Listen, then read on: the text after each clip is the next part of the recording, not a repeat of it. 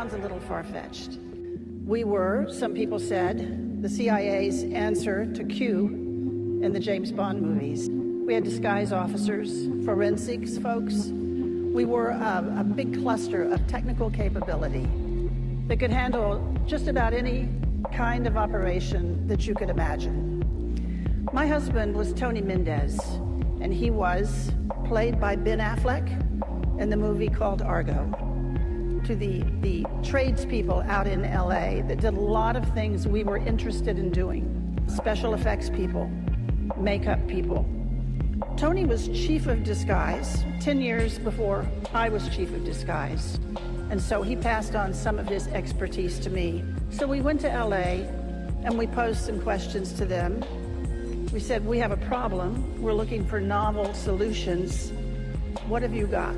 Can you help us? We need to hide the true identity of our officers. They introduced us to a new concept. They said, what you are calling an operation, we call a performance. That's what we do. We put on performances. And before we start working on that performance, we have to define the stage that the performance is going to take place on. Then you have to know who your audience is. Who are you playing to? Who are you trying to fool? Then they showed us some tools that they used. The one that really caught our eye is what's called a stunt double mask. You all know how they're used. So we went back to our disguise labs out at Langley, and we invented a whole new genre of masks.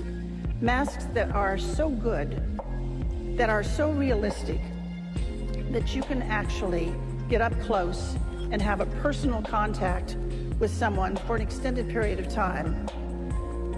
They're good enough that you can brief the President of the United States in the Oval Office wearing a mask. Those masks were the beginning of a whole new generation of work that we did at the CIA. Then we discovered we could make a twin. We could make another you. There could be two of you. And I can tell you these stories because this information is no longer classified. Although that cat and mouse game goes on, it's not over. You might also ask me, well then what are they doing if they're not doing this? And I would have to tell you that I can't tell you. Because if I did, I'd have to kill you.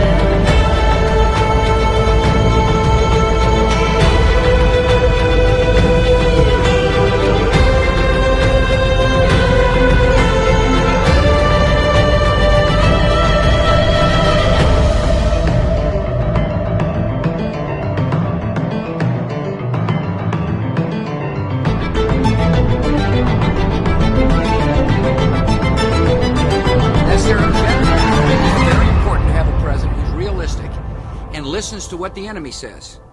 Secondly, I'm confident, or I believe, I'm optimistic we'll succeed. If not, I'd pull our troops out.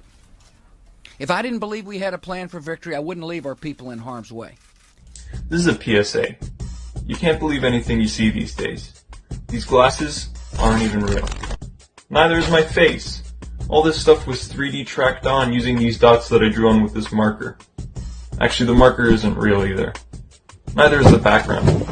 Or my face. Have a good night.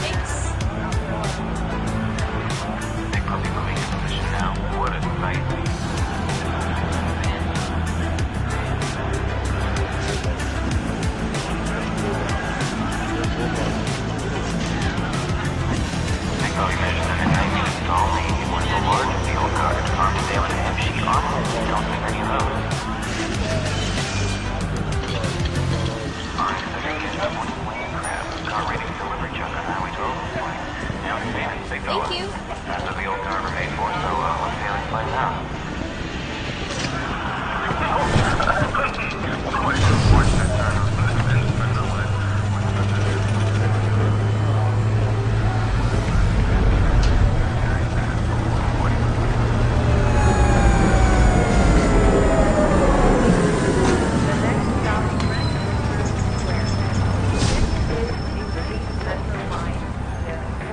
Прошу вас принести присягу.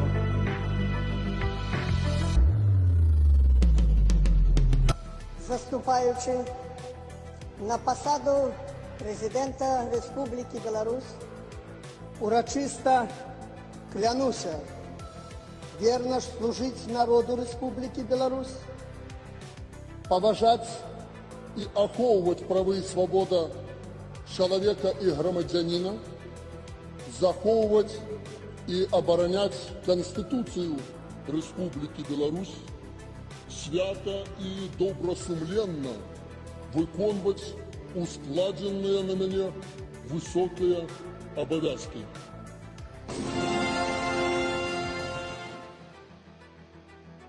Important for you to know that everybody can make deepfakes now. And I You want can to turn your reassure head you around.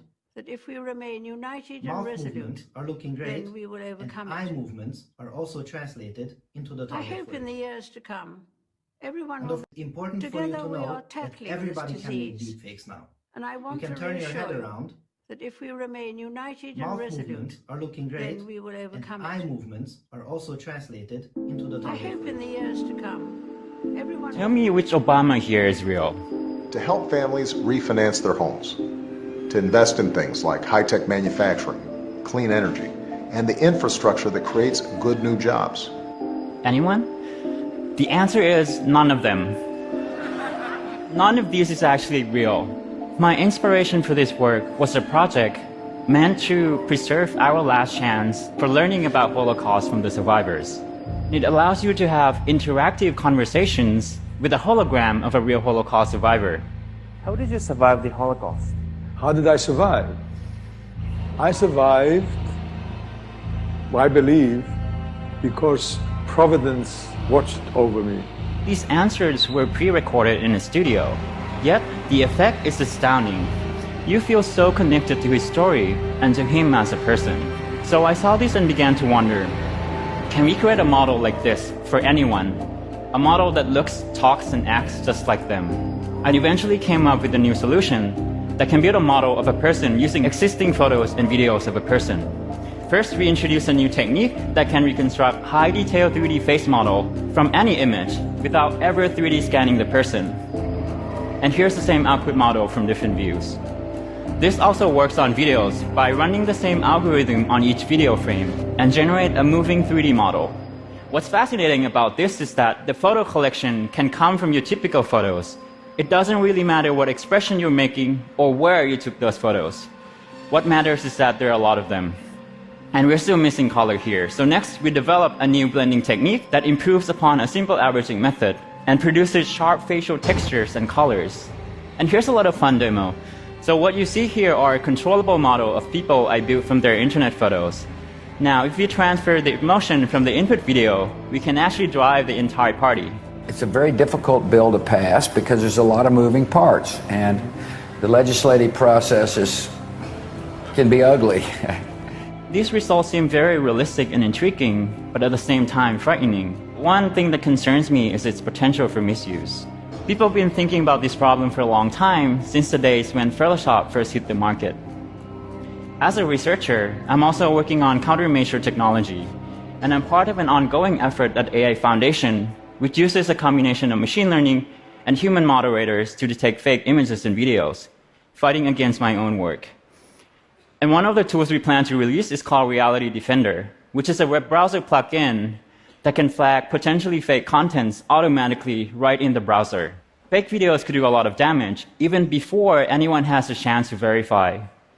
So it's very important that we make everyone aware of what's currently possible, so we can have the right assumption and be critical about what we see.